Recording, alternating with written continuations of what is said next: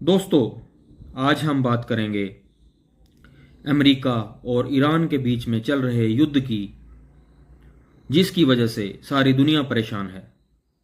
जहां एक ओर अमेरिका और इजराइल मिलकर ईरान पर गोला बारूद बरसा रहे हैं, वहीं दूसरी ओर ईरान भी दबने का नाम नहीं ले रहा और वह भी उसी तरह से रिटेलिएट कर रहा है जिस तरह से उस पर हमले हो रहे हैं। जहां एक ओर अमेरिका और इजराइल ईरान के इंफ्रास्ट्रक्चर को चोट पहुंचा रहे हैं, ईरान भी टिट फॉर टैट करते हुए इजराइल में बहुत तबाही मचा रहा है और उन गल्फ कंट्रीज में भी तबाही मचा रहा है जो अमेरिका के साथ हैं। और यह आप पिछले एक महीने से देख रहे हैं।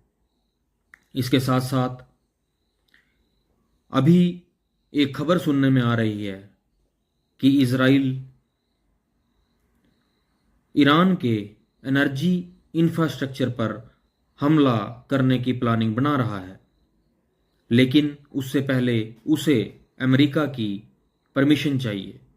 अगर यह बात सच साबित हो जाती है तो दुनिया में एक ऐसा ज़लज़ला आएगा जिसके सामने बड़े से बड़े देश और उनकी बड़ी से बड़ी इकोनॉमीज भी ढह जाएंगी।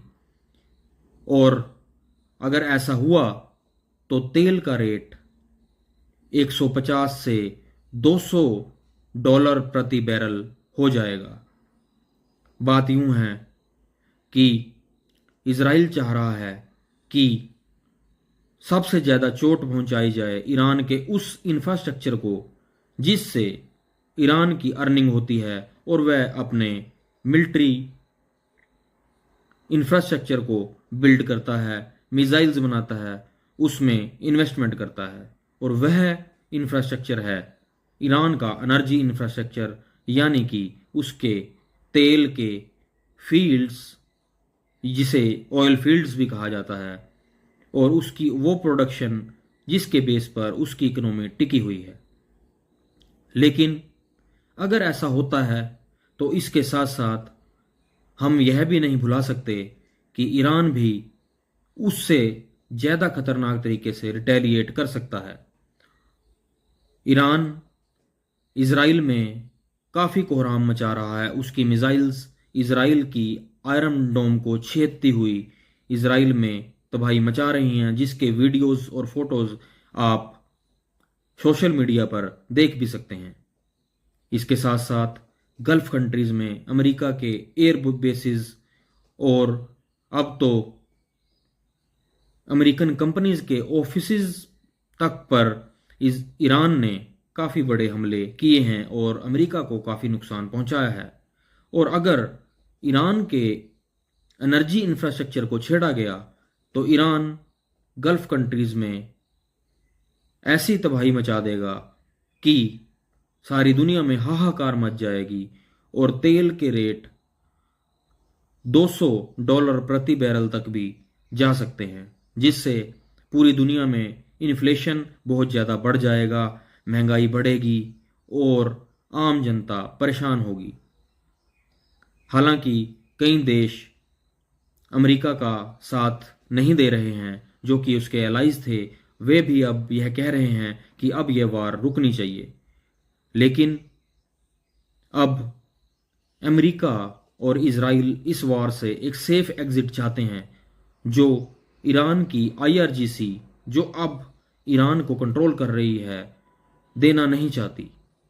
IRGC अब अमेरिका और इजराइल के मुकाबले इंटरनेशनल लेवल पर ज़्यादा हावी है।